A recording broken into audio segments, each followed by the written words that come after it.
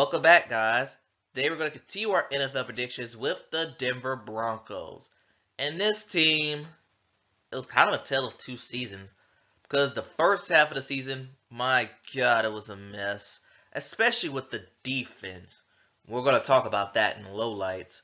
But then, once they got past that, they started to figure things out. The defense started to play a little better.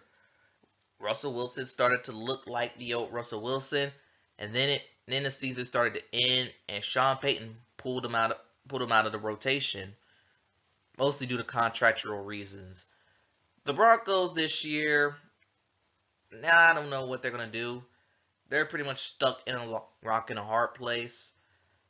And let me remind everyone, they're about to go on 10 years without making the playoffs. That is a big concern in Denver land. And let's take a look at their schedule. And like I said, they did not get off to the best of starts. A 1-5, a 1-5 start to start the season, which included giving up 70 points to the Miami Dolphins. I'm surprised a lot of people were not fired after this. They also lost to the Raiders week 1, and they lost to the Chiefs. But after that Chief game, they went on a 5-game winning streak. And mostly of it was because of their defense. And that included finally beating the Chiefs, an impressive win over the Green Bay Packers, beating the Bills on a late field goal, and beating the Vikings on a last-second touchdown.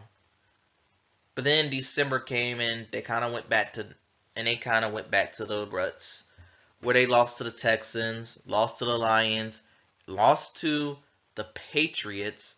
And that game will end up being Russell Wilson's final game as a Bronco quarterback. Picked up a meaningless win over the injury-riddled Chargers before losing to the Las Vegas Raiders.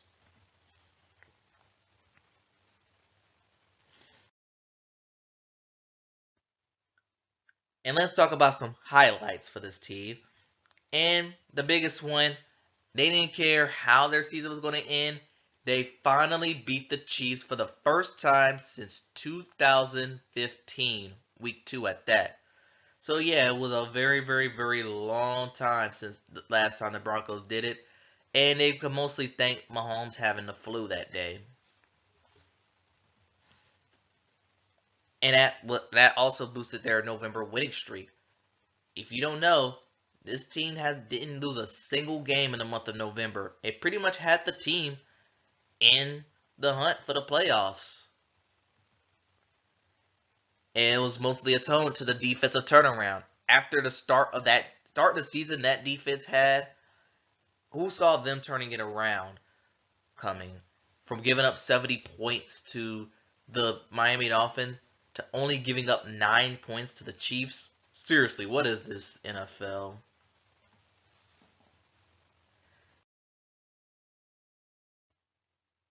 And now for the lowlights.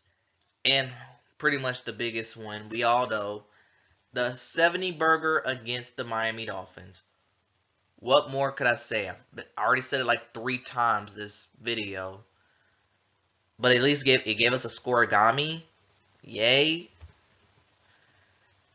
But this also saw the end of the Russell Wilson era. I don't know much of the behind the scenes drama that he and Sean Payton had, but it was began to be clear as day. Sean Payton did not want Russell Wilson as his quarterback.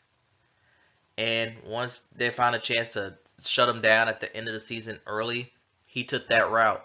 And after just 2 years from signing that big deal in Denver, Russell Wilson was released. And I felt like Sean Payton's cockiness had a lot to do with that. But not only with Russell Wilson, there was also a game against the New York Jets where he called Nathaniel Hackett a terrible coach. And with Nathaniel Hackett now being the offensive coordinator for the Jets end up winning that game. So that did felt good for Nathaniel Hackett, but it gave Sean Payton a very bad look after that game.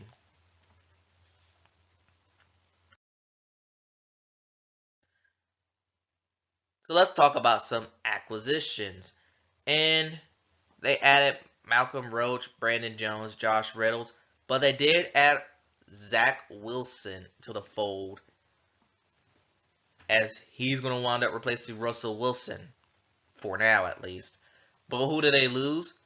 Outside of Russ, Jerry Jeudy, he finally got traded during the offseason. Lloyd Cushenberry, he's gone, a pivotal piece of their offensive line. They also lost Josie Jewell, and surprisingly, Justin Simmons is gone, and he was a fan favorite in Denver.